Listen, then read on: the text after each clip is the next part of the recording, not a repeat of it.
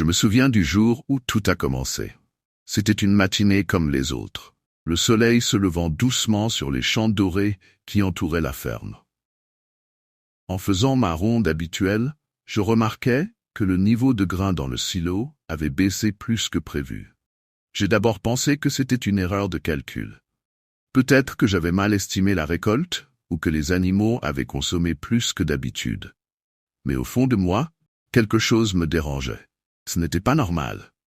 Les jours suivants, le phénomène se répéta. Chaque fois que je vérifiais le silo, le niveau semblait diminuer plus rapidement que ce qui aurait dû être possible. J'ai vérifié les portes, les loquets, tout semblait en ordre. Personne ne pouvait s'introduire sans que je le sache. La ferme est isolée, loin de tout voisinage, et je m'assure toujours que les portes sont verrouillées à la tombée de la nuit. Pourtant, les grains disparaissaient. Une sorte d'inquiétude sourde commença à monter en moi.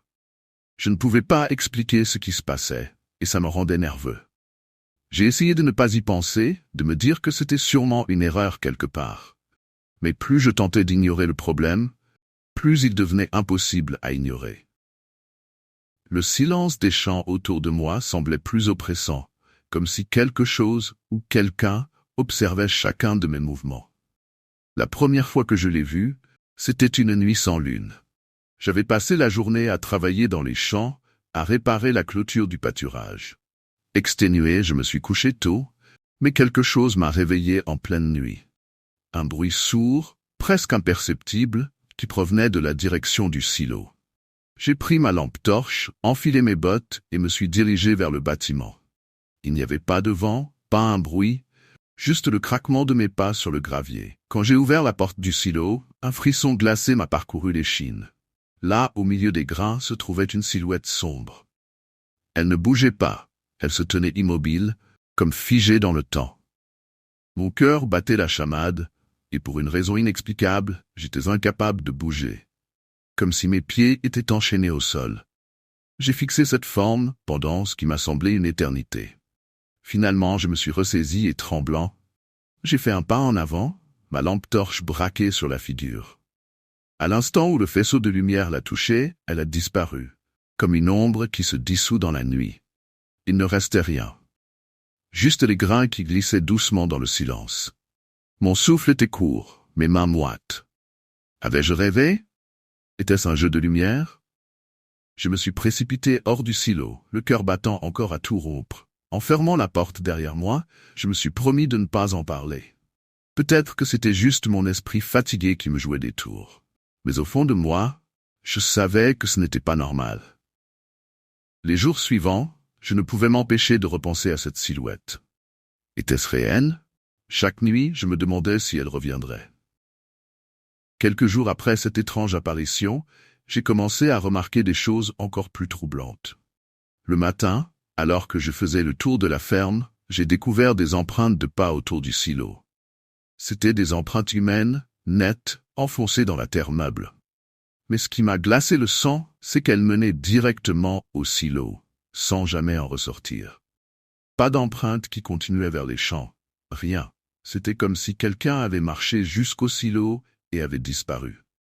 J'ai d'abord pensé qu'il s'agissait d'un intrus. Quelqu'un qui se cachait sur mes terres. J'ai fouillé les environs, cherché des traces, mais je n'ai rien trouvé.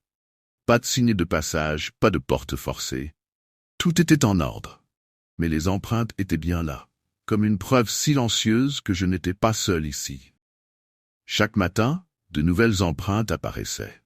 Parfois, elles étaient fraîches, comme si elles avaient été faites juste avant mon arrivée. J'avais beau essayer de rester rationnel, de me dire que quelqu'un jouait un mauvais tour, chaque jour, l'inquiétude montait un peu plus. Il n'y avait aucune explication logique à ce qui se passait. C'est alors que j'ai commencé à sentir une présence. Pas seulement la nuit, mais aussi pendant la journée. Comme si, où que j'aille sur la ferme, il y avait quelque chose qui me suivait de loin. Les animaux eux-mêmes semblaient nerveux, les chiens aboyaient à des choses invisibles, les vaches refusaient de s'approcher du silo. Je sentais que cette ombre, cette silhouette que j'avais vue, ne se contentait plus de hanter les nuits. Elle était là avec moi, tous les jours, s'approchant un peu plus à chaque instant. À mesure que les jours passaient, la sensation d'oppression devint insupportable. Je n'arrivais plus à trouver de répit, même sous la lumière du jour. Cette présence invisible, cette ombre, semblait maintenant se manifester partout. Le simple fait de traverser la cour de la ferme me donnait des frissons. Chaque bruit, chaque craquement de plancher ou froissement de feuilles me paraissait suspect. J'avais l'impression que quelque chose m'observait constamment, guettant le moindre de mes mouvements. Les nuits étaient devenues un véritable calvaire. J'évitais de sortir après le coucher du soleil, mais même à l'intérieur de la maison, je ne me sentais plus en sécurité. J'entendais des bruits venant de l'extérieur, des pas feutrés, comme si quelqu'un rôdait autour de ma maison. Mais à chaque fois que je jetais un coup d'œil par la fenêtre, il n'y avait rien. Juste l'obscurité. Le pire, c'était le silo. Je ne pouvais plus m'en approcher. Rien que de regarder vers cette immense structure me faisait trembler. Je savais que la chose était là, qu'elle m'attendait, et je n'osais plus aller vérifier le niveau des grains. Pourtant, à chaque matin, les empreintes étaient là, comme un rappel incessant que cette présence ne m'abandonnerait pas. J'ai commencé à douter de ma propre santé mentale. Était-ce le stress de la ferme qui me jouait des tours? Ou bien y avait-il vraiment quelque chose de sombre et de maléfique qui habitait ma propriété? Les voisins, rares dans cette région isolée, disaient qu'ils ne voyaient rien d'anormal, mais moi, je savais. Chaque fibre de mon être le sentait. Cette chose, cette ombre, se rapprochait. Chaque jour, elle semblait gagner du terrain, se fondant dans ma réalité, brouillant la frontière entre ce que je percevais et ce qui était réellement là. La nuit où tout a basculé, j'ai compris que je ne pouvais plus fuir. Le poids de l'inquiétude, de la peur, m'avait tellement épuisé que je savais qu'il fallait que je fasse face à cette présence, quoi qu'elle soit. Ce soir-là, je me suis armé d'une vieille lampe à pétrole et d'un fusil de chasse. Mon cœur battait à tout rompre, mais je n'avais plus le choix. Si je voulais retrouver ma vie, je devais affronter ce qui se cachait dans le silo. Je me souviens de chaque pas que j'ai fait vers cette structure imposante. Le silence autour de moi était total, oppressant. Même les insectes semblaient s'être tus. Lorsque je suis arrivé devant la porte du silo, ma main tremblante a hésité avant de l'ouvrir.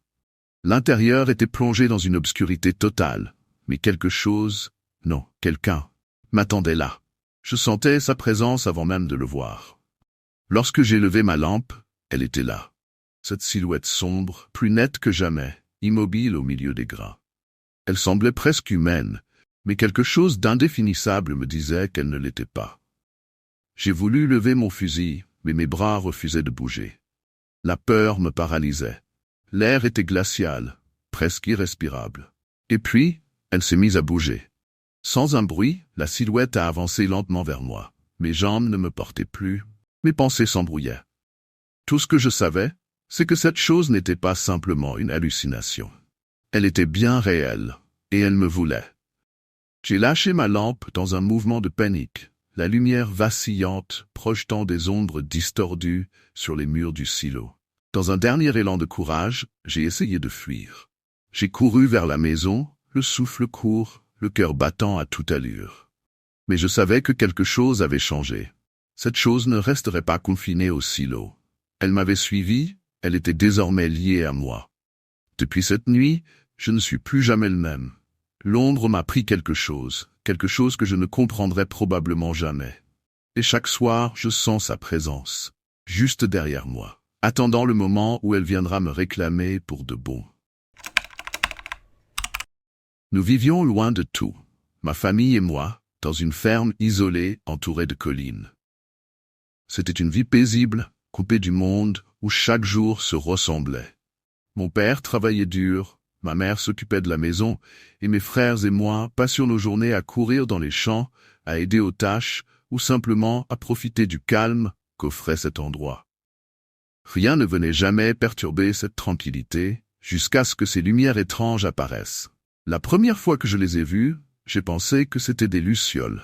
On en voyait parfois l'été, lorsque l'air devenait lourd et que la chaleur semblait étouffer le moindre bruit. Mais ces lumières-là étaient différentes. Elles étaient plus grandes, beaucoup trop grandes pour être des insectes, et elles flottaient au sommet des collines, presque immobiles. Leur intensité ne faiblissait jamais, comme si elles nous observaient, nous guettaient. Au début, je n'y ai pas prêté attention. Après tout, dans cette région, il y avait parfois des phénomènes naturels que l'on ne pouvait pas expliquer. Mais plus les jours passaient, plus ces lumières devenaient régulières. Chaque soir, à la même heure, elles apparaissaient, illuminant la crête des collines d'une lueur froide, presque irréelle. Elles étaient là, silencieuses, mais leur présence me mettait mal à l'aise. Mon père, lui aussi, avait remarqué ces lumières. Au dîner, il restait silencieux, fixant l'extérieur à travers la fenêtre. Ma mère essayait de nous rassurer, disant que ce n'était rien, que cela passerait. Mais je pouvais sentir qu'elle aussi était perturbée. Il y avait quelque chose d'étrange, quelque chose qui ne tournait pas rond. Chaque nuit, je restais éveillé, regardant par la fenêtre de ma chambre, guettant l'apparition des lumières. Elles étaient toujours là, constantes, presque hypnotiques. Je n'arrivais pas à m'en détacher. Et au fond de moi, je sentais que notre vie tranquille, notre routine familière, était sur le point de changer. Un soir, après avoir observé ces lumières pendant plusieurs jours, mon père a décidé d'agir. La curiosité le rongeait, et il semblait déterminé à découvrir la vérité derrière ce phénomène étrange. Je me souviens de la façon dont il s'est préparé pour cette expédition. Il a enfilé sa vieille veste en cuir, celle qui avait vu des hivers rigoureux, et a pris sa lampe de poche, une solide torche qu'il utilisait pour les longues nuits à la ferme. Nous étions tous réunis autour de la table lorsque mon père a annoncé qu'il allait monter sur la colline. Ma mère a immédiatement froncé les sourcils, inquiète. « Il est tard, et ces lumières, elles ne me plaisent pas », a-t-elle dit. Mais mon père, avec un air déterminé, lui a assuré qu'il ferait attention. Ses yeux brillaient d'une excitation mêlée d'appréhension, et je pouvais sentir que cette décision était importante pour lui. Je l'ai regardé quitter la maison, sa silhouette se découpant contre la lueur vacillante des lumières au loin. Il s'est dirigé vers la colline, le sol crissant sous ses pas. Je me suis blotti dans mon lit, les yeux rivés sur la fenêtre, attendant de voir s'il reviendrait avec des réponses. Les minutes se sont transformées en heures. La tension dans l'air était palpable. Ma mère, de plus en plus inquiète, a commencé à faire les 100 pas dans le salon, se retournant fréquemment vers la porte. Chaque craquement du bois ou souffle de vent me faisait sursauter, et je n'arrivais pas à me débarrasser de cette inquiétude sourde qui me tenait au ventre. Finalement, alors que la lune atteignait son zénith, j'ai aperçu une silhouette qui redescendait la colline. C'était mon père. Mais quelque chose n'allait pas. Son visage était livide, et il avançait lentement, presque comme s'il était en transe.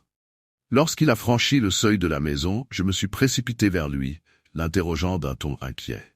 « Qu'est-ce que tu as vu ?» lui ai-je demandé. Il a levé les yeux vers moi, mais ses yeux étaient vides, comme s'il regardait au-delà de moi. « Je ne peux pas en parler », a-t-il murmuré finalement, la voix tremblante. C'était tout ce qu'il a dit avant de se détourner, se dirigeant vers sa chambre sans un mot de plus. Le silence qui suivit était assourdissant. L'inquiétude s'est installée dans le cœur de notre famille, et je savais que quelque chose de terrifiant s'était produit sur cette colline. Les jours suivants furent marqués par une atmosphère de tension croissante. Mon père, d'ordinaire si solide et rassurant, était devenu distant. Sa voix, autrefois forte et affirmée, avait perdu son assurance. Il passait de plus en plus de temps dans son atelier, feignant de s'occuper de ses tâches, mais je savais que son esprit était hanté par ce qu'il avait vu. En parallèle, nous avons commencé à remarquer des changements alarmants dans le comportement des animaux de la ferme. Nos chiens, d'habitude joyeux et pleins d'énergie, restaient prostrés près de la porte, grognant et aboyant sans raison apparente. Ils semblaient sur le qui-vive, les oreilles dressées, comme s'ils entendaient quelque chose que nous ne pouvions pas. Parfois, ils se mettaient à hurler à la lune, une mélodie désespérée qui résonnait dans la nuit et nous glaçait le sang. Les vaches, elles aussi, devenaient de plus en plus agitées. Elles refusèrent de s'approcher des champs, se regroupant en un tas serré près de l'étable, comme si elles essayaient de se protéger les unes des autres. Les poules picoraient dans la cour, mais leurs cris étaient plus stridents que d'habitude, et elles semblaient prêtes à s'envoler à tout moment. comme si un danger invisible planait au-dessus d'elle. Chaque nuit, lorsque le crépuscule tombait, nous nous installions tous ensemble, anxieux, à écouter le moindre bruit. Les lumières qui avaient auparavant semblé éloignées s'approchaient de plus en plus, illuminant parfois notre maison de leur éclat étrange. Au fur et à mesure que la nuit avançait, elles dansaient au-dessus des collines, se déplaçant lentement, presque comme si elles évaluaient notre présence. Mon frère, qui avait toujours été le plus curieux de nous, a commencé à poser des questions. Pourquoi papa ne parle-t-il pas de ce qu'il a vu? Que se passe-t-il là-bas? Ces mots résonnaient dans l'air, mais personne ne semblait avoir de réponse. Ma mère essayait de garder son calme, mais je pouvais voir l'inquiétude dans ses yeux. Elle ne dormait plus, passant ses nuits à scruter les fenêtres, comme si elle s'attendait à voir surgir quelque chose de terrible. Il y avait une tension palpable dans l'air, et la sensation que quelque chose de profondément dérangeant était en train de se produire nous envahissait. J'avais la désagréable impression que les lumières n'étaient pas simplement un phénomène naturel, mais quelque chose de bien plus sinistre. Une force qui troublait notre vie paisible. Et je savais que nous n'allions pas pouvoir fuir cette menace indéfiniment. Une nuit, alors que l'obscurité enveloppait notre ferme, les lumières atteignirent un nouveau niveau de proximité. La tension qui avait progressivement monté depuis plusieurs jours culmina dans une atmosphère oppressante. Les lumières, autrefois distantes, flottaient maintenant tout près de notre maison, projetant des ombres inquiétantes qui dansaient sur les murs et sur le sol, comme si elles prenaient vie. Nous étions tous réunis dans le salon, la télévision éteinte, le silence pesant. Mon père était assis dans un coin, le visage blême, les mains tremblantes sur ses genoux. Ma mère, les yeux fixés sur la fenêtre, semblait guetter chaque mouvement, chaque changement dans la lumière. Mes frères et moi échangions des regards nerveux, partageant une peur qui grandissait à chaque seconde. Puis, soudain, la lumière éclaira notre fenêtre avec une intensité presque aveuglante. Un bruit sourd, semblable à un souffle, se fit entendre, comme si quelque chose de colossal venait de se poser à quelques mètres de la maison. Les chiens se mirent à aboyer frénétiquement, leur instinct animal les poussant à défendre leur territoire, mais je pouvais sentir qu'ils ressentaient la même terreur que nous. Mon père se leva brusquement, brisé par l'angoisse. « Fermez les rideaux tous », ordonna-t-il, sa voix résonnant avec une force qu'il avait perdue depuis des jours. Je m'exécutai immédiatement, traînant mes frères avec moi, nos mouvements précipités reflétant la panique ambiante. Mais à mesure que nous ferions cela, la lumière semblait chercher à entrer, pulsant à travers les interstices, enveloppant la maison d'une aura terrifiante. L'odeur de la terre humide et de l'herbe coupée pénétra dans nos narines, nous rappelant le monde extérieur, un monde que nous avions déjà commencé à oublier. Les animaux, eux, devenaient de plus en plus agités. J'entendais leurs cris, mélange de peur et d'angoisse, résonner à l'extérieur. C'était comme s'ils savaient que quelque chose d'innommable s'approchait. À ce moment-là, mon père, luttant contre ses propres démons, finit par craquer. « Nous devons sortir d'ici » s'écria-t-il, son visage marqué par la terreur. Mais ma mère, déterminée, lui répondit d'une voix ferme. « Non, nous ne pouvons pas. Nous devons rester ici, ensemble. » Sa voix tremblait, mais elle portait un poids d'autorité que nous avions besoin d'entendre. La lumière continuait de pulser à l'extérieur, et dans un ultime élan de désespoir, je me retournai vers la fenêtre, incapable de résister à l'envie de voir ce qui se passait. Ce que j'aperçus me glaça le sang. La lumière était devenue une forme vague, presque humaine, se mouvant lentement autour de notre maison. Je reculai rapidement, choqué, et regardai mes parents avec une peur indescriptible. Nous étions encerclés par quelque chose que nous ne pouvions comprendre, et j'étais convaincu que notre vie paisible était en train de basculer dans une réalité cauchemardesque. La nuit suivante fut le point culminant de notre cauchemar. Les lumières, maintenant si proches, formaient un halo inquiétant autour de notre ferme. Je ne pouvais plus fermer l'œil, le cœur battant à tout rompre dans ma poitrine. Mon père, dans un acte désespéré, avait barricadé toutes les portes et fenêtres, mais je savais au fond de moi que cela ne suffirait pas. L'angoisse palpable semblait saturer l'air, un présage de ce qui était à venir. Alors que minuit approchait, Un silence lourd s'installa, comme si le monde extérieur retenait son souffle. Soudain, un bruit sourd résonna à l'extérieur, suivi d'un murmure indistinct qui semblait émaner des lumières elles-mêmes. C'était comme si elles communiquaient, échangeaient des mots que nous ne pouvions pas comprendre, mais qui nous parvenaient sous forme de frissons glacés le long de notre colonne vertébrale. Mon père se leva, son visage marqué par une détermination désespérée. « Il faut que j'y aille », déclara-t-il d'une voix grave, le regard fixe. Je compris alors que l'appel de ces lumières, de ce qu'il avait vu, était devenu irrésistible pour lui. Je me mis à protester, mes mots sortant précipitamment de ma bouche. « Non, papa, tu ne peux pas, reste ici avec nous. » Mais ma voix se perdit dans le tumulte de la terreur qui nous entourait. Il ne m'écouta pas. Avec une résolution déterminée, il se dirigea vers la porte. Ma mère tenta de l'en empêcher, mais il la repoussa doucement, la douleur et l'effroi dans les yeux. « Je dois savoir. » Et sur ces mots, il franchit le seuil de la maison, laissant un vide insupportable derrière lui. Je me tenais là, paralysé par la peur, tandis que la porte se refermait dans un claquement. J'entendis des bruits de pas s'éloigner, puis le silence se réinstalla, plus lourd que jamais. Mes frères et moi, serrés les uns contre les autres, restions figés, l'angoisse nous consumant. Au bout de quelques minutes, une lumière éclatante jaillit à travers les fenêtres, presque aveuglante. Je ne pouvais pas résister à l'envie de regarder à l'extérieur, et ce que je vis me fit froid dans le dos. Mon père était là, au milieu du champ, les bras tendus vers la lumière qu'il aspirait. Il semblait en transe, comme si une force invisible l'attirait vers elle, et je criais, mais mes mots étaient noyés par un grondement sourd, comme un tonnerre au loin. Ma mère, dans un acte de désespoir, se précipita vers la porte, mais je la retins. « Non, reste ici », dis-je en larmes, réalisant que cette lumière était tout sauf bénigne. Je pouvais sentir que nous étions sur le point de perdre tout ce que nous avions. Puis, alors que mon père disparaissait dans la lueur, une ombre massive se dessina derrière lui, un être indescriptible, dont la silhouette semblait englober tout ce qui l'entourait. Un cri déchirant échappa de ma mère, mais il était trop tard. La lumière s'éteignit brutalement, emportant avec elle tout espoir de retour à la normalité. Je réalisais alors que notre vie paisible n'était plus qu'un souvenir. Ce qui s'était joué sur cette colline, ce que mon père avait découvert, avait rompu l'équilibre de notre existence.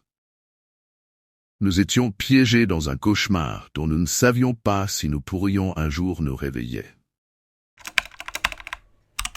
Je me souviens encore du jour où j'ai décidé de déplacer l'épouvantail. Cela faisait des années qu'il restait planté au même endroit, à l'extrémité du champ, face à la route poussiéreuse qui menait à la ferme. Sa silhouette usée, tordue par le vent et le temps, ne faisait plus grande impression. Il avait perdu son rôle de gardien, et les corbeaux, effrontés, picoraient sans cesse les grains de maïs sans la moindre crainte. C'était une scène que je supportais depuis trop longtemps. Ce matin-là, sous un ciel gris et lourd, j'ai pris une décision simple. Déplacer l'épouvantail plus près du centre des cultures. Il aurait une meilleure vue d'ensemble et, peut-être, sa nouvelle position en plein champ dissuaderait les oiseaux. C'était purement rationnel, un choix logique, sans superstition. Mais il y avait quelque chose d'étrange, presque dérangeant, dans la façon dont il me regardait. Ou du moins, c'est ce que j'ai ressenti en m'approchant de lui. L'épouvantail, fait de vieilles branches et de vêtements en lambeaux, se tenait droit comme toujours. Son visage, une toile grossière cousue de fil noir, semblait fixer un point au loin. Je savais que c'était absurde, que ce n'était qu'un amas de chiffon, mais une sensation de malaise a traversé ma peau. Je l'ai rapidement ignoré, me disant que c'était juste l'effet du vent glacial qui se levait. Avec une certaine difficulté, je l'ai délogé de la terre où il s'était ancré pendant des années, et je l'ai transporté jusqu'au centre du champ. Chaque pas était accompagné du frottement sinistre de ses membres contre mon dos, comme s'il se débattait pour rester à sa place. Après l'avoir planté dans le sol meuble, j'ai pris du recul pour l'observer. Il semblait plus menaçant maintenant, au milieu des cultures, dominant l'espace de son allure décharnée. Mais encore une fois, je me suis dit que ce n'était qu'une impression passagère. Je suis retourné à la maison, satisfait du travail accompli, convaincu que cela suffirait à protéger les récoltes. Ce n'était qu'un épouvantail, après tout. Rien de plus. La première nuit, après avoir déplacé l'épouvantail, tout semblait normal. La ferme était silencieuse, à part les bruits familiers des animaux dans l'étable et le souffle du vent à travers les arbres. Mais alors que je me préparais à dormir, un son étrange a attiré mon attention. C'était faible, à peine perceptible, mais il venait clairement de l'extérieur, du champ où j'avais planté l'épouvantail. Un murmure. Non, plusieurs murmures, comme des voix lointaines, mélangées dans un souffle inintelligible. Je me suis levé, pensant qu'il s'agissait du vent passant entre les tiges de maïs, ou peut-être de quelques animaux rôdant près des cultures. Mais plus j'écoutais, plus je distinguais des mots, des fragments de phrases. Il y avait quelque chose d'humain dans ces sons, comme si quelqu'un parlait juste à la limite de l'audible. Intrigué, je me suis approché de la fenêtre et j'ai regardé dehors. La lune projetait une lumière blafarde sur le champ, illuminant vaguement la silhouette de l'épouvantail. Il était toujours là, immobile, figé dans sa nouvelle position. J'ai voulu me convaincre que ce n'était rien, que mon esprit me jouait des tours. Mais les murmures ne s'arrêtaient pas. Ils semblaient même se rapprocher, devenant plus clairs, plus insidieux. Une sueur froide a commencé à couler le long de ma nuque. J'ai fermé la fenêtre, tiré les rideaux et essayé de chasser cette sensation de malaise qui s'installait en moi. Les nuits suivantes, les murmures ont continué. Toujours à la même heure, toujours venant de la direction de l'épouvantail. À chaque fois, j'essayais de ne pas y prêter attention, de trouver une explication rationnelle, mais plus le temps passait, plus les voix semblaient réelles. Elles se fondaient dans le silence de la nuit, m'enveloppant de leur présence dérangeante. Et puis, un matin, quelque chose de plus troublant encore s'est produit. En sortant pour nourrir les animaux, j'ai remarqué que l'épouvantail n'était plus à l'endroit où je l'avais planté. Je me suis arrêté net, la gorge serrée. Il avait bougé. Je savais que personne n'avait pu le déplacer. Mais là, au milieu du champ, il n'était plus à sa place. Il se tenait à une dizaine de mètres de là, incliné d'une manière qui donnait l'impression qu'il m'observait. Mes mains tremblaient légèrement en approchant, mais je me suis forcé à rester calme. Je l'ai remis à sa place, fermement planté dans le sol, en m'assurant qu'il ne bougerait plus. Peut-être que le vent l'avait déplacé. C'était la seule explication possible. Du moins, c'est ce que j'essayais de croire. Mais à partir de ce moment-là, le sentiment que quelque chose n'allait pas n'a cessé de croître.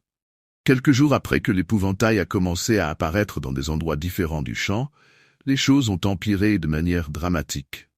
Cela a commencé avec les animaux.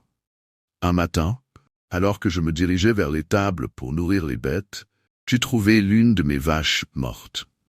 Elle était étendue sur le sol, les yeux grands ouverts, comme si elle avait été terrifiée avant de mourir, mais sans la moindre trace de blessure. C'était étrange, mais je pensais à une maladie soudaine ou à un accident. Cependant, le lendemain, une autre vache est morte de la même façon. Puis ce fut un mouton. C'était inexplicable.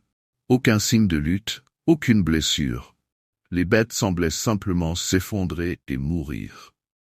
Mes enfants, qui étaient toujours avides de venir m'aider à la ferme, ont commencé à refuser de s'approcher des enclos après avoir vu l'état des animaux. Ils étaient de plus en plus effrayés, surtout par l'épouvantail. Mes deux fils, qui avaient d'abord ri de l'idée que l'épouvantail bougeait tout seul, ont commencé à m'affirmer qu'ils le voyaient de la fenêtre de leur chambre, dans des endroits où il ne devrait pas être. Une nuit, mon fils cadet est venu en courant dans ma chambre, terrifié. Il m'a dit qu'il avait vu l'épouvantail juste devant la fenêtre, alors que je savais pertinemment qu'il était censé être au milieu du champ. Je l'ai accompagné à sa chambre pour le rassurer.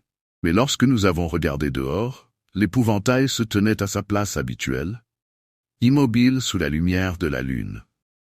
Je me suis efforcé de calmer mes enfants, leur disant que c'était impossible, que tout cela n'était qu'un jeu de lumière ou leur imagination. Mais je ne pouvais pas ignorer l'inquiétude qui grandissait en moi. Chaque nuit, les susurres persistaient, et le regard de l'épouvantail, bien que inanimé, semblait peser sur nous tous. Il y avait quelque chose de profondément malsain dans ce champ, et mes enfants le sentaient aussi. Ce sentiment s'est intensifié lorsqu'ils m'ont dit que l'épouvantail semblait les observer, que ses bras, jadis rigide et raide, semblait se plier d'une manière étrange, comme s'il tentait de s'approcher, de ramper vers la maison. Chaque jour, je me retrouvais à le remettre à sa place, essayant de me convaincre que c'était le vent, des animaux, ou peut-être une mauvaise farce. Mais au fond de moi, quelque chose ne collait pas. C'est la nuit suivante que tout a basculé. Jusqu'alors, j'avais réussi à contenir mes peurs, à me convaincre que tout cela n'était que des coïncidences, des phénomènes que je pouvais expliquer. Mais cette nuit-là, les murmures ont changé. Ce n'était plus de simples chuchotements indistincts flottant dans l'air. Non, cette fois, les voix prononçaient clairement des mots. Mon nom. Elle m'appelait. Au début, j'ai cru que j'hallucinais. Je me suis assis droit dans mon lit, les yeux écarquillés, écoutant attentivement. Pierre. C'était faible, presque un souffle, mais j'ai entendu mon nom avec une clarté glaçante. Je suis sorti du lit, les poils de mes bras hérissés, et je me suis dirigé vers la fenêtre. Le champ était sombre, à peine éclairé par la lune voilée par des nuages lourds. Je pouvais apercevoir la silhouette de l'épouvantail, sinistre et immobile.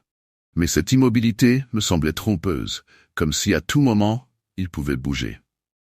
Les voix continuaient, résonnant dans l'air nocturne, se mêlant au bruissement des feuilles et aux cris lointains d'un hibou. Mon nom revenait sans cesse, porté par le vent, comme si quelqu'un se tenait tout près, me soufflant à l'oreille. Pierre. Mon cœur battait si fort que je pouvais l'entendre dans mes tempes. Sans savoir pourquoi, une impulsion irrationnelle m'a poussé à sortir de la maison. Peut-être que je voulais prouver à moi-même que tout cela n'était qu'un délire, une illusion due au manque de sommeil. En m'avançant dans la nuit froide, chaque pas semblait résonner dans le silence, comme si même la terre retenait son souffle. Les murmures continuaient, me guidant, et à mesure que je m'approchais de l'épouvantail, ils devenaient plus forts, plus insistants. Pierre. Le son semblait venir de lui. De cette chose faite de bois, de paille et de vieux vêtements. C'était absurde, mais c'était la seule explication. Plus je m'approchais, plus je sentais une pression invisible autour de moi, comme si l'air devenait plus lourd. Je me suis arrêté à quelques mètres de l'épouvantail. Son visage cousu de grossières lignes noires semblait me fixer, et à cet instant, j'ai juré avoir vu sa tête s'incliner légèrement dans ma direction. Le sol sous mes pieds paraissait trembler, mais je savais que ce n'était que ma peur qui me faisait vaciller. Alors j'ai entendu un dernier mot, distinct, susurré dans l'air froid de la nuit. « Viens !» C'était trop. J'ai reculé précipitamment, le souffle court, avant de tourner les talons et de courir vers la maison. J'ai claqué la porte derrière moi, le cœur battant à tout rompre. Les voix s'étaient tues, mais leur écho continuait de résonner dans ma tête. Après cette nuit, je ne pouvais plus ignorer ce qui se passait. Quelque chose, là dehors, autour de cet épouvantail, était terriblement mal. Mais je ne pouvais pas fuir. Cette ferme, c'était tout ce que j'avais, tout ce que ma famille possédait. Mais les jours suivants ont été un véritable cauchemar. Les animaux continuaient à mourir inexplicablement, et mes enfants refusaient désormais de sortir de la maison. Ils parlaient de cauchemar, de l'épouvantail qui se rapprochait de la maison chaque nuit, comme s'il avançait à petits pas invisibles pendant que nous dormions. Un matin, après une nuit particulièrement agitée, je me suis levé, épuisé, avec la ferme intention de brûler cet épouvantail. Mais en sortant, je l'ai trouvé juste devant la porte d'entrée. Il n'était plus au milieu du champ, il était là, à seulement quelques mètres de la maison, comme s'il m'attendait. Mon sang s'est glacé. J'ai regardé autour de moi, cherchant une explication. Personne. Il n'y avait aucun signe de passage, aucune trace qui indiquait qu'il avait été déplacé manuellement.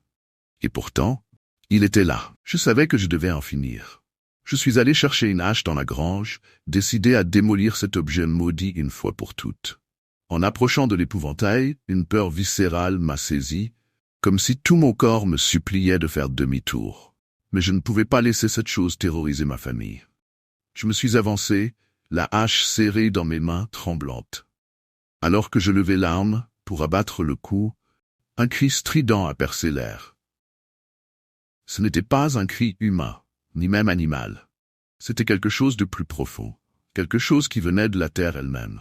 L'épouvantail s'est mis à vibrer comme si une force invisible le possédait. Mes bras se sont figés, incapables de bouger, comme si une pression invisible m'empêchait d'agir. Et c'est là que je l'ai entendu à nouveau. Mon nom, prononcé non plus par un murmure lointain, mais par une voix claire et distincte, juste derrière moi. Je me suis retourné d'un coup sec, mais il n'y avait rien. Rien d'autre que le vent et les champs déserts. Mon cœur battait à tout rompre, mais une seule pensée s'imposait à moi. Je devais fuir, et vite. J'ai abandonné la hache, et sans me retourner une seule fois, je suis rentré en courant dans la maison. Cette nuit-là, j'ai barricadé toutes les portes et fenêtres, le regard fixé sur l'obscurité au-delà des rideaux. Je ne pouvais plus affronter cette chose. Il y avait une force à l'œuvre que je ne pouvais pas comprendre. Quelque chose de bien plus ancien que cette terre. Une présence qui avait pris racine ici, à travers cet épouvantail. Et je savais qu'aussi longtemps qu'il serait là, nous ne serions jamais en sécurité. Les murmures ont recommencé cette nuit-là. Plus fort, plus insistant. Mais cette fois, je n'ai pas osé regarder dehors. Je me souviens encore du jour où je suis arrivé à la ferme. C'était une de ces vieilles propriétés isolées, perdues au milieu de nulle part, à des kilomètres du moindre village. Exactement ce que je cherchais. Un endroit calme, loin du chaos de la ville, où je pourrais enfin me retrouver. Respirer. Les champs autour de la maison s'étendaient à perte de vue, un paysage paisible, presque idyllique. La maison, bien que vieille, avait un certain charme. Une fois rénovée, elle serait parfaite. Dès mes premiers jours, je remarquais que les rares voisins que j'avais évitaient de parler de la ferme. Chaque fois que j'essayais d'engager la conversation, ils détournaient subtilement le sujet, mais un détail revenait. Le puits. Un homme, en particulier, un vieux fermier du coin, m'avait regardé avec un air grave quand j'avais mentionné mon intention d'utiliser l'eau du puits pour la maison. « Je n'y toucherai pas, si j'étais vous », m'avait-il dit, presque comme un avertissement. Sur le moment, je n'y avais pas prêté attention. Un vieux puits en pierre, couvert de mousse, perdu au fond du terrain. Rien d'inhabituel pour une propriété aussi ancienne, me disais-je. Mais chaque fois que je passais près de lui, j'avais cette étrange impression, ce sentiment de malaise difficile à décrire. Le genre de sensation qui vous fait accélérer le pas sans savoir pourquoi. Pourtant, il restait là, silencieux, comme un simple témoin du passé. Le troisième jour, j'ai finalement décidé de l'inspecter de plus près. La margelle était froide et humide sous mes doigts. En me penchant pour regarder à l'intérieur, tout ce que je pouvais voir était un trou noir sans fond. Aucune odeur, aucun son, juste ce vide insondable. J'ai pris une pierre et l'ai laissée tomber. Pas un bruit. Je suis resté là un moment, perplexe, puis je me suis relevé en haussant les épaules. Ce n'était qu'un vieux puits, après tout.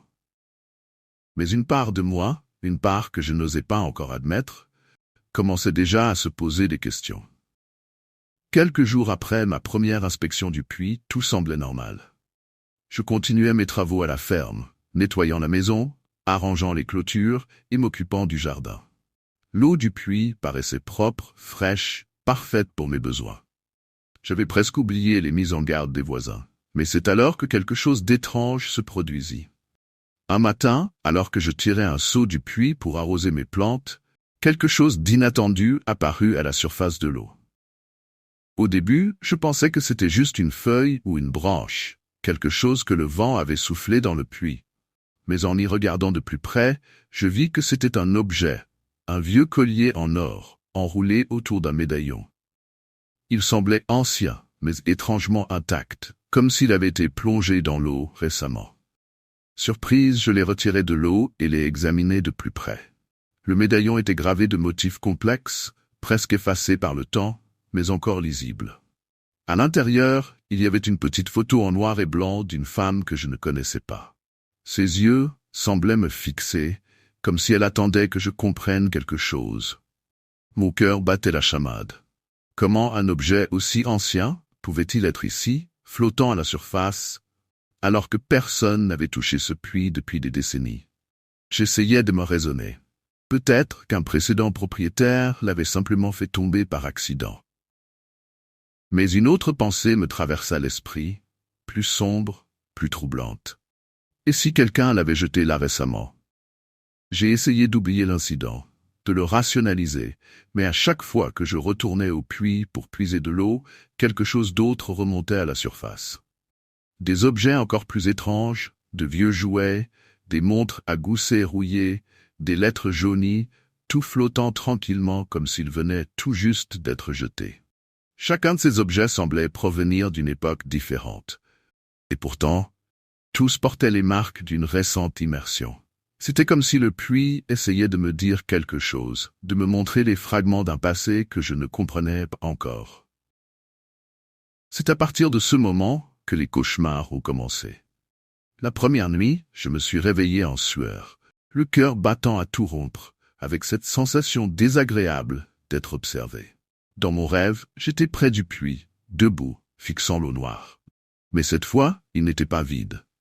Des silhouettes flottaient juste sous la surface, immobiles, leurs yeux grands ouverts me fixant. Leurs visages étaient déformés, tordus par la douleur ou la peur, je ne savais pas trop. Puis, d'un coup, elles se sont toutes mises à bouger en même temps, tendant leurs mains vers moi, cherchant à agripper mes bras, mes jambes, m'entraînant vers l'eau. Je me suis réveillé en sursaut, ma respiration haletante. Ce n'était qu'un rêve, me suis-je dit. Un simple cauchemar, sans importance. Mais au fond de moi, je savais que ce n'était pas juste un mauvais rêve. Chaque nuit suivante, le même scénario se répétait. Les visages des disparus devenaient plus nets, plus détaillés, comme si chaque nuit, ils se rapprochaient de moi. Je pouvais maintenant distinguer leurs vêtements, leurs traits, marqués par des années de détresse. Et ce n'étaient pas que des inconnus. Parmi eux, je reconnaissais des visages que j'avais vus sur des photos anciennes dans des journaux locaux, des personnes dont on m'avait vaguement parlé, des disparus qui, selon la légende, avaient été vus pour la dernière fois près de ce puits maudit. Le pire, c'étaient les voix. Chaque nuit, elles devenaient plus claires, plus désespérées. Elles m'appelaient par mon nom. Laura, aide-nous. Elles murmuraient sans cesse, suppliant, implorant que je les libère. Et à chaque rêve, leurs mains étaient plus proches de moi, prêtes à m'entraîner dans les ténèbres du puits. Ces cauchemars me laissaient épuisée, confuse, incapable de distinguer le rêve de la réalité. J'évitais le puits autant que possible durant la journée, mais je savais que quelque chose ou quelqu'un m'attendait là-bas. Chaque fois que je fermais les yeux, je voyais ces visages désespérés, ces mains tendues vers moi. Et au fond de moi, une voix plus sombre murmurait « Il est temps de les libérer ». Les jours passèrent, et le poids de mes cauchemars devint insupportable. Je ne pouvais plus ignorer l'angoisse croissante qui s'emparait de moi.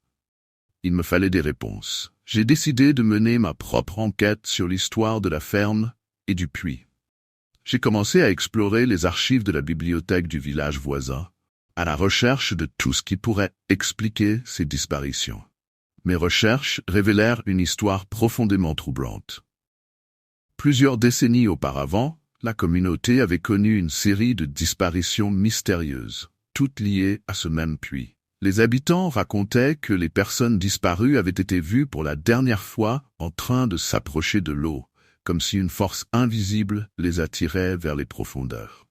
Les rumeurs parlaient d'un ancien rituel, d'une entité maléfique qui se serait éveillée et qui se nourrissait des âmes des vivants. Un jour, je tombais sur un journal intime, jauni par le temps, écrit par une femme nommée Marguerite. Dans ces pages, elle relatait sa propre expérience avec le puits. Ses mots étaient empreints de peur, décrivant des voix chuchotant son nom et des visions de ceux qui avaient disparu, tous la suppliant de les sauver. Elle avait tenté de prévenir les autres, mais personne ne voulait l'écouter. À mesure que je lisais, je ressentais son désespoir, son sentiment d'isolement. À la fin, les mots s'évanouirent dans le flou, comme si elle avait été emportée par cette même force qui la hantait. L'angoisse m'envahit. Était-ce possible que mes cauchemars ne soient pas seulement des hallucinations? Que ces âmes soient réellement piégées dans le puits, attendant désespérément d'être libérées? Plus je lisais, plus je réalisais que le mal qui habitait le puits était bien réel, ancré dans les fondations mêmes de cette terre.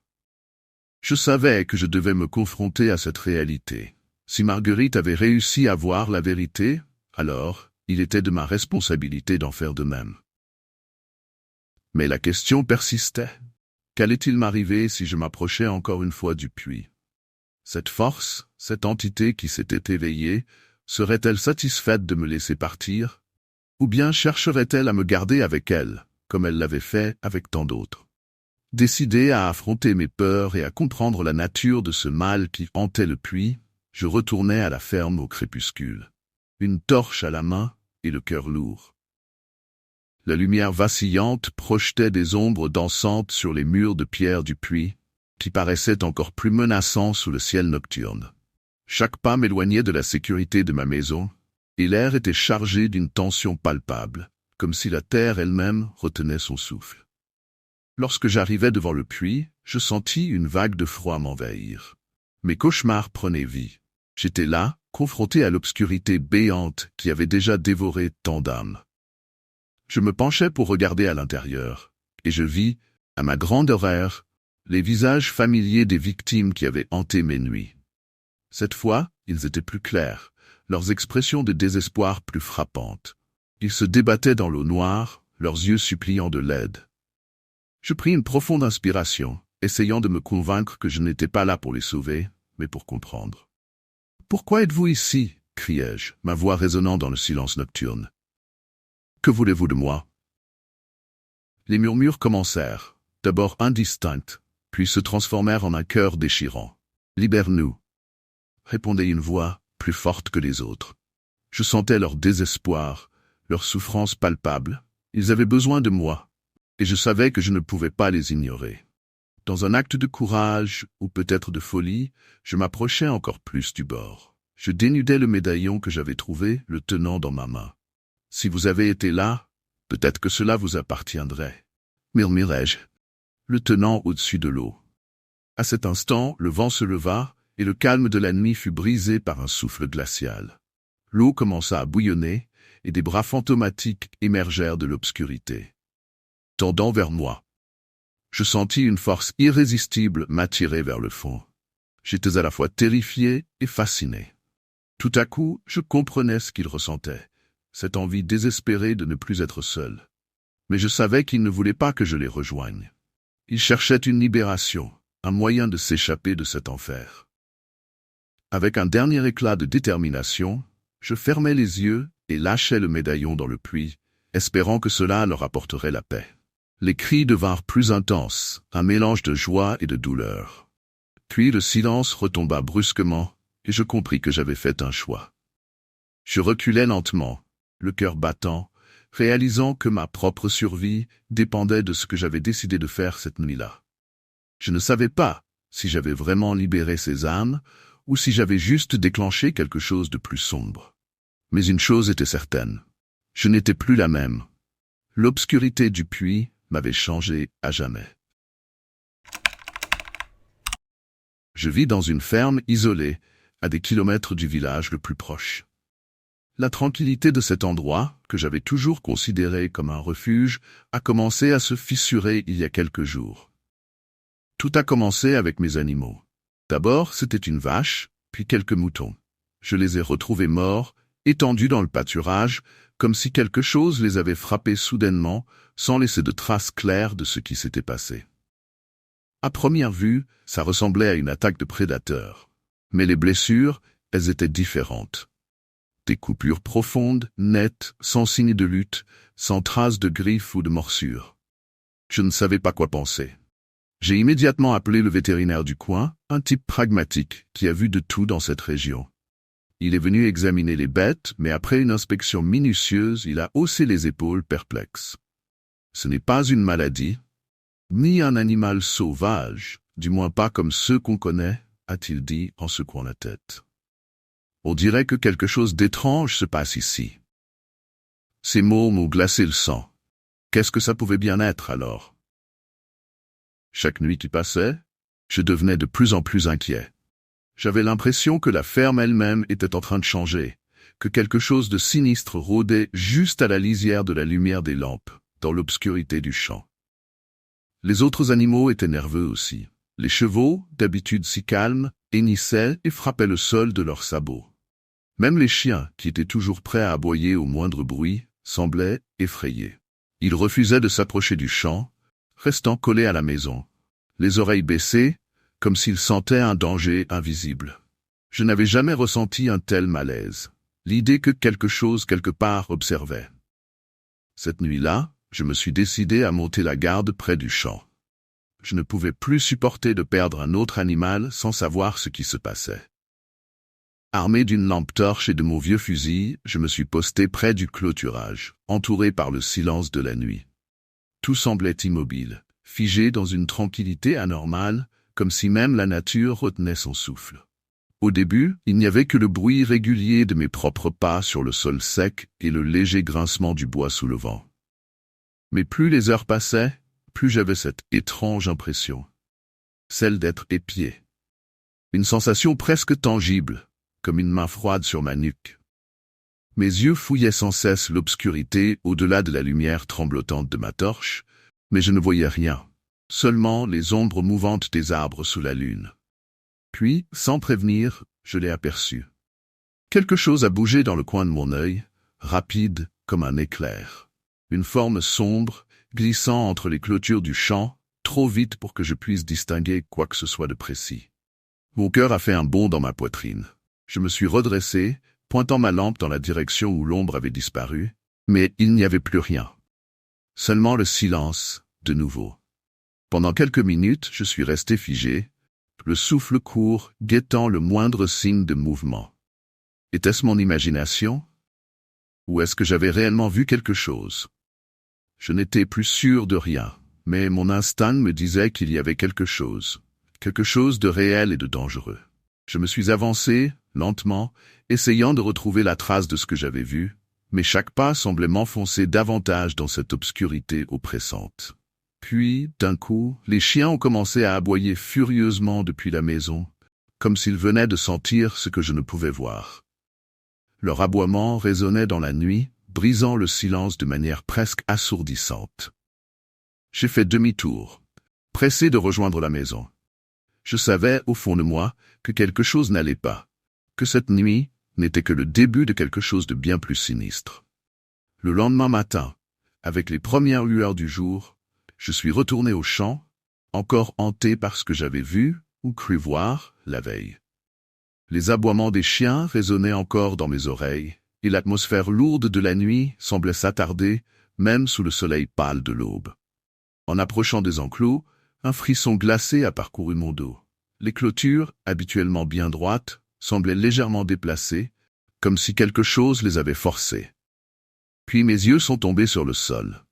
Là, dans la terre, des marques, pas des traces d'animaux ou d'outils, non, quelque chose de bien plus étrange. Des symboles, grossièrement dessinés, gravés dans la boue séchée, formant un motif que je ne comprenais pas. Des cercles entrelacés, des lignes brisées, comme une écriture ancienne que je ne pouvais déchiffrer. Je me suis accroupi pour examiner de plus près. Ce n'étaient pas des traces récentes, mais elles étaient assez fraîches pour indiquer que quelque chose ou quelqu'un les avait créées dans la nuit. Les animaux morts semblaient avoir été disposés d'une certaine manière, comme si leur position faisait partie de ce schéma macabre. Une terreur sourde a commencé à monter en moi. Ce n'était plus seulement des morts inexplicables, c'était autre chose. Un message, ou pire, un rituel. Ne sachant pas à qui m'adresser, j'ai décidé de parler à l'un des anciens du village, un homme qui connaissait les histoires les plus anciennes de la région. Après m'avoir écouté attentivement, il a pâli et m'a raconté ce que je craignais déjà. La terre sur laquelle j'avais construit mon enclos n'était pas ordinaire.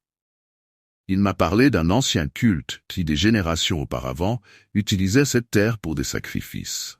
Des animaux, parfois plus que des animaux.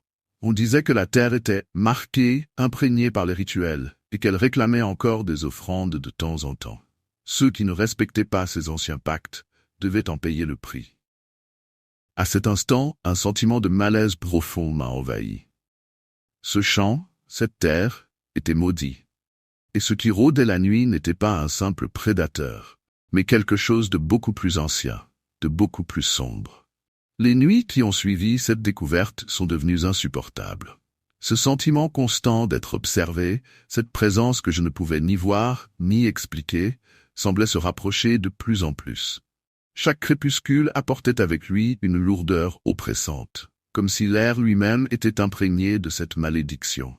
Je ne dormais presque plus, restant éveillé, écoutant chaque bruit, chaque craquement dans la maison. Ce n'était plus seulement autour du champ que la chose rôdait. Elle se rapprochait, chaque nuit, de la maison. Au début, ce n'était que des bruits étranges au loin, des craquements dans le bois, des souffles de vent qui semblaient murmurer des choses que je ne voulais pas entendre. Puis, il y a eu ces bruits de pas. D'abord, faibles, à peine perceptibles, comme si quelqu'un ou quelque chose marchait doucement près des murs extérieurs. Puis plus proches, plus insistants. Parfois, j'entendais des grattements contre la porte, contre les fenêtres, comme si cette présence cherchait une entrée. Les chiens, mes fidèles gardiens, avaient changé. Ils n'aboyaient plus, ne tentaient même plus de protéger la ferme. Au lieu de cela, ils restaient blottis dans un coin, tremblants, comme s'ils sentaient cette chose que je ne pouvais voir. Ils refusaient catégoriquement de sortir la nuit, et leurs yeux semblaient constamment fixer un point invisible dans la pénombre, leur peur me glaçant jusqu'aux os. Un soir, alors que je m'installais près de la cheminée pour tenter de me réchauffer, j'ai entendu un bruit sourd juste devant la porte. C'était comme un coup, puissant mais étouffé. Je me suis figé, écoutant attentivement, chaque fibre de mon être tendu. Puis les grattements ont repris, plus forts cette fois. C'était comme si quelque chose essayait de forcer l'entrée, de pénétrer dans la maison. Je pris mon fusil, me dirigeant lentement vers la porte, priant pour que ce soit mon imagination, que ce ne soit rien de plus qu'un animal. Mais je le sentais, cette présence. Elle était là, tout près. Je n'ai pas osé ouvrir la porte cette nuit-là. Je suis resté assis, immobile, fixant l'entrée, mon fusil à portée de main, tandis que les grattements continuaient par intermittence, comme une promesse silencieuse que bientôt elle entrerait. Cette nuit-là, tout a basculé. Je m'étais endormi, épuisé par des jours de tension constante, le fusil toujours à côté de moi. Je ne sais pas combien de temps j'ai dormi, mais je me suis réveillé en sursaut, le cœur battant à tout rompre. Il n'y avait aucun bruit. Un silence oppressant régnait dans la maison, un silence bien plus terrifiant que tous les sons que j'avais entendus auparavant. C'était comme si l'air était devenu lourd, dense, comme s'il me comprimait. Je me suis levé lentement, la sensation d'être observé plus forte que jamais. J'avais l'impression que la maison elle-même retenait son souffle. J'ai tendu l'oreille et c'est là que je l'ai entendu. Ce bruit, à l'intérieur. Un grattement cette fois venant de l'étage, juste au-dessus de moi. Mon sang s'est glacé. Elle était là. Je savais que quelque chose était entré. Peu importe comment, mais cette présence avait enfin franchi le seuil. Je me suis emparé de mon fusil, et à pas feutrés, j'ai monté l'escalier, chaque marche craquant sous mes pieds, résonnant comme un écho dans ce silence écrasant. Arrivé à l'étage, la porte de la chambre était entr'ouverte, comme si elle m'attendait. Mon cœur battait si fort que j'avais peur qu'il me trahisse. J'ai poussé doucement la porte du bout du canon, prête à tirer. Mais à l'intérieur, je n'ai vu rien, seulement l'obscurité. Et c'est à ce moment-là que je l'ai senti. Une odeur de terre, de pourriture, envahissait la pièce. Je me suis avancé, tremblant, et j'ai braqué la lampe torche dans chaque recoin. C'est alors que je l'ai vue. Une silhouette indistincte, comme un amas de ténèbres, se tenait dans le coin de la pièce, juste au-delà du faisceau de lumière. Ce n'était pas humain ni animal. C'était quelque chose d'autre. Une entité façonnée par des rituels anciens, par des siècles de terreur et de sang versé sur cette terre maudite. Ses yeux, si l'on pouvait appeler cela des yeux, luisaient faiblement, comme deux braises au fond d'un puits sans fond. Mon souffle s'est coupé. Cette chose ne bougeait pas, mais je pouvais sentir sa haine, son désir de destruction. Elle m'avait traqué, elle avait attendu, et maintenant elle était là, à quelques mètres de moi. Sans réfléchir, j'ai levé mon fusil et tiré. Le bruit a déchiré le silence, mais la silhouette n'a pas bougé. Ce n'était pas une créature que l'on pouvait tuer avec des balles, c'était quelque chose de bien plus ancien, bien plus puissant. Le désespoir m'a envahi. Je me suis précipité hors de la chambre, descendant les escaliers en trombe, le cœur battant à tout rompre. Derrière moi, j'entendais des bruits de pas, lents, implacables, qui suivaient mes mouvements. J'ai couru jusqu'à la porte d'entrée, la forçant à s'ouvrir d'un coup sec, et me suis jeté dehors. À cet instant, j'ai su que je ne pouvais plus rester ici. Cette terre était maudite, et cette chose ne me laisserait jamais en paix. En fuyant dans l'obscurité, je pouvais encore sentir son regard brûlant dans mon dos, comme une promesse silencieuse que notre rencontre n'était que le début. Cette nuit, je n'ai pas seulement quitté ma maison. J'ai quitté une partie de moi-même, sachant que certaines choses ne peuvent jamais être comprises, et que parfois fuir est la seule option face à l'incompréhensible. La ferme, c'était notre héritage, notre fierté. On y avait tous grandi, mes frères, mes cousins, moi. C'était le genre d'endroit où chaque recoin te racontait une histoire. Les granges, les champs à perte de vue, l'odeur de la terre fraîchement labourée, tout ça, ça faisait partie de nous. Cette année, on s'était tous rassemblés pour la dernière récolte de la saison. Une sorte de tradition familiale. Le soleil tapait fort ce jour-là, et le ciel, d'un bleu parfait, contrastait avec les feuilles dorées qui dansaient sous la brise. On avançait dans les rangées de maïs, nos bottes s'enfonçant dans la terre, le bruit sec des épis qu'on cassait nous accompagnant. Mais il y avait un truc dans l'air, un poids, une espèce de malaise que personne n'osait nommer. Grand-père, lui, il disait rien. Il était là, debout près du tracteur, le regard perdu au loin, fixant les champs comme s'il cherchait quelque chose. Ça m'a frappé parce que grand-père, c'était le genre d'homme à qui rien n'échappait. Il connaissait cette terre mieux que personne, chaque parcelle, chaque recoin. On était tous concentrés sur notre travail quand j'ai entendu ma sœur dire « Hé, venez voir ça !»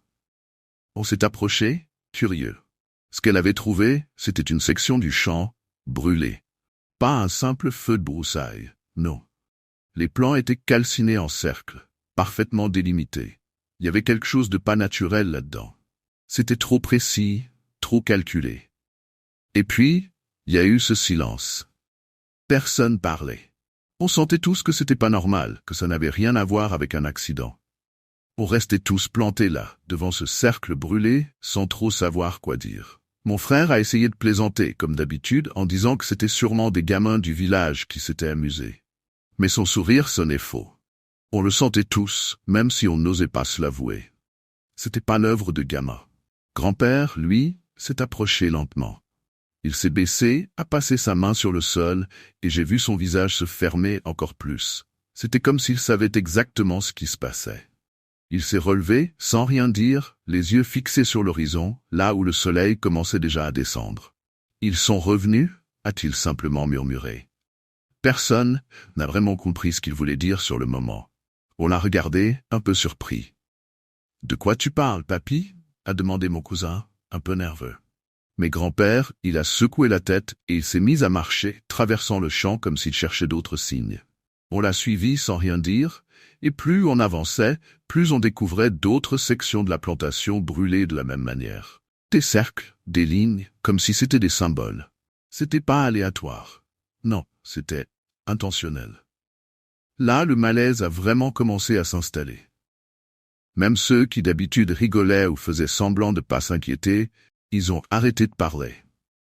Puis grand-père s'est retourné vers nous, avec ce regard qu'il avait quand il savait que les choses allaient mal tourner. « C'est un signe, » il a dit. « Un signe qu'ils viennent réclamer ce qui leur appartient. » On était tous là, à se regarder, sans trop savoir quoi répondre. « Qui ça, il ?» Mais grand-père n'a rien voulu ajouter.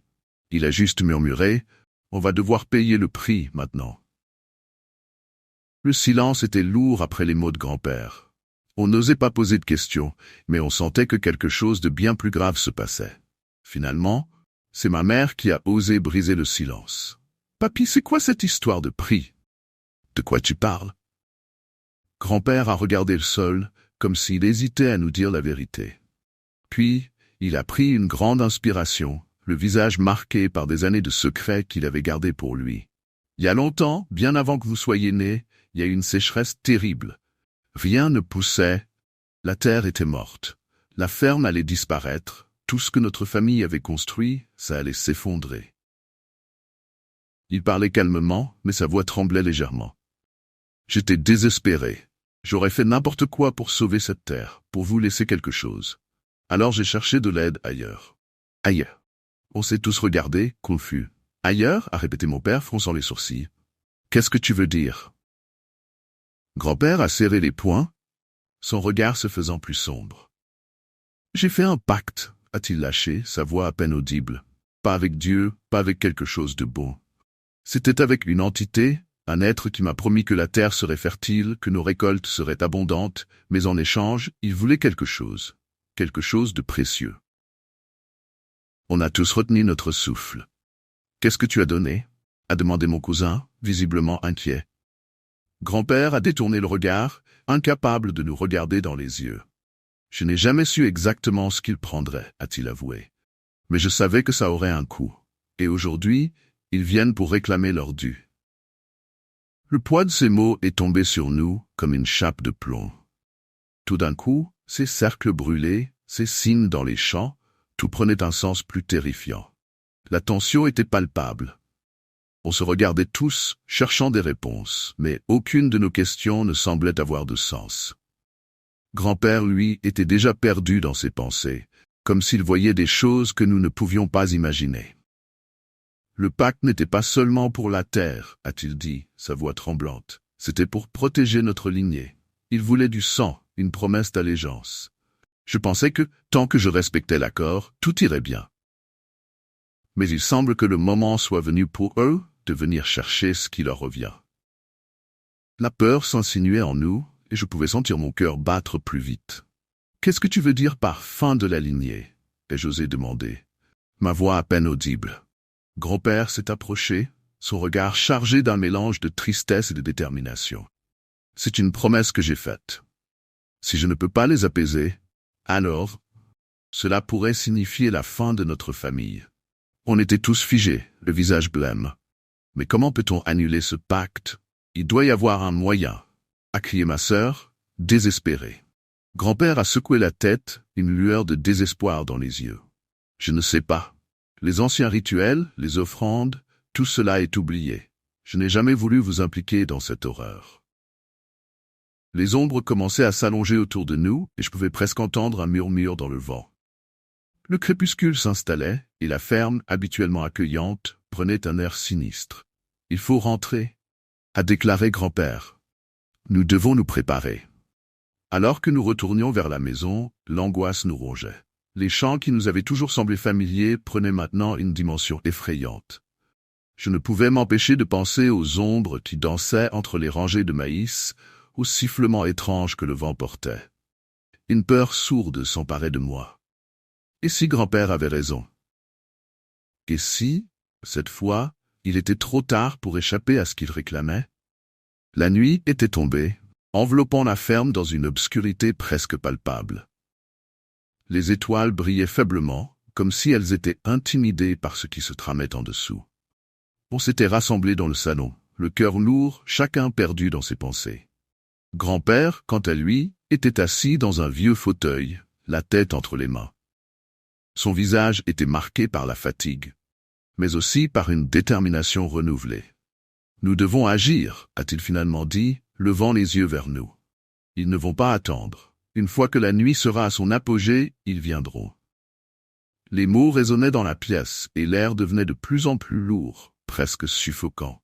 « Qu'est-ce qu'on peut faire ?» a demandé ma mère, l'angoisse dans la voix.